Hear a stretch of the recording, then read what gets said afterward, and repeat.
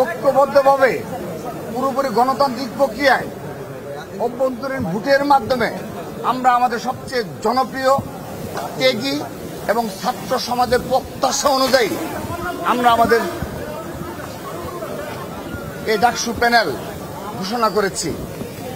সম্মানিত উপস্থিতি, আপনারা লক্ষ্য করে দেখবেন এই আবিদ, হামিম, মায়ের আমরা শুধুমাত্র ছাত্র সমাজের মাঝে জনপ্রিয়তা কিংবা ছাত্র সমাজের অধিকার বাস্তবায়নে তাদের বিগত সময়ে ত্যাগ, তিতিক্ষা, লড়াই, সংগ্রামকে বিবেচনা করিনি।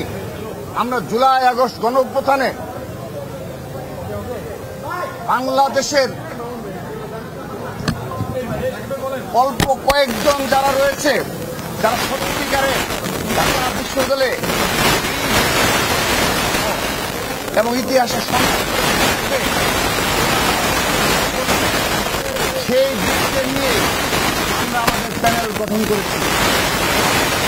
এই জুলাই আগস্ট গণ অভ্যুত্থানের পূর্ববর্তী বিগত আপনাদের স্মরণে রয়েছে 28 অক্টোবর থেকে 7 জানুয়ারি এই ঢাকা বিশ্ববিদ্যালয়ের শিক্ষার্থীদের উপর, বিশেষ করে ছাত্র দলের নেতাকর্মীদের উপর যে অত্যাচার নির্যাতনের স্কিমগুলো চালানো হয়েছে, সেই অত্যাচার নির্যাতনকে উপেক্ষা করে এই আবিদ, হামিম, মায়েদরা ঢাকা বিশ্ববিদ্যালয়ের ক্যাম্পাসে মাথা উঁচু করে বীর দর্পে খুনি হাসিনার ফ্যাসিস্টদের বিরুদ্ধে লড়াই করেছে, সংগ্রাম করেছে।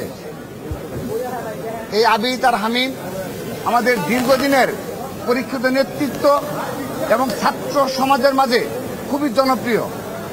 আমরা সেজন্য পুরোপুরি গণতান্ত্রিক প্রক্রিয়ায় আমরা আমাদের এই প্যানেল নির্বাচিত করেছি। সেই সাথে আমরা যদি প্যানেল নিয়ে বলি, আমরা একটি ইনক্লুসিভ প্যানেল আমরা করতে সমর্থ হয়েছি। এখানে আমাদের ক্ষুদ্র নির্দিষ্টকে আমরা মূল্যায়ন করার চেষ্টা করেছি এবং ক্রীড়াবিদকে আমরা নিয়ে এসেছি আমাদের এই প্যানেলে এবং নারীদের অগ্রাধিকার দিয়েছি। কিন্তু হয়তোবা অনেক ডাকসু প্যানেলে নারীদের হয়তো সংখ্যায় বেশি, কিন্তু ছাত্রদল এই 5টি মেয়েদের হলে সবগুলো হলে আমরা আমাদের প্যানেল দিয়েছি। এটি দ্বারা প্রমাণ করতে চাই যে নারীরা এই বাংলাদেশে আগামীতে যে অর্ধেক পরিমাণে যে ক্ষমতার অধিকারী হওয়া উচিত, তার প্রমাণের নিমিত্তেই আমরা আমাদের বিপুল সংখ্যক নারী নেতৃত্বকে আমরা এই ডাকসু প্যানেলে অন্তর্ভুক্ত করেছি, হল পর্যায়ে এবং আমাদের ডাকসু প্যানেলে। তো হল পর্যায়ে আমাদের সংখ্যাটা অনেক বেশি, সেজন্য আমরা ঘোষণা করে দিয়েছি তাদের সেই নাম। এবং সেই সাথে আরেকটি বিষয় বলছি, ফিজিক্যালি চ্যালেঞ্জ যারা রয়েছে তাদেরকে আমরা ডাকসু প্যানেলে এবং হল সংসদেও আমরা মনোনয়ন দিয়েছি। অর্থাৎ সত্যিকার অর্থে এটি একটি অন্তর্ভুক্তিমূলক প্যানেল হয়েছে।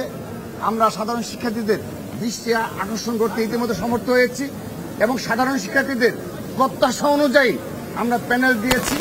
আমরা বিশ্বাস করি আমাদের এই আবিদ, হামিম, মায়ের পরিষদকে সাধারণ শিক্ষার্থীরা সত্যিকারের অর্থেই মন থেকে মেনে নিয়েছে এবং তারা নীরবে ভোটদানের মাধ্যমে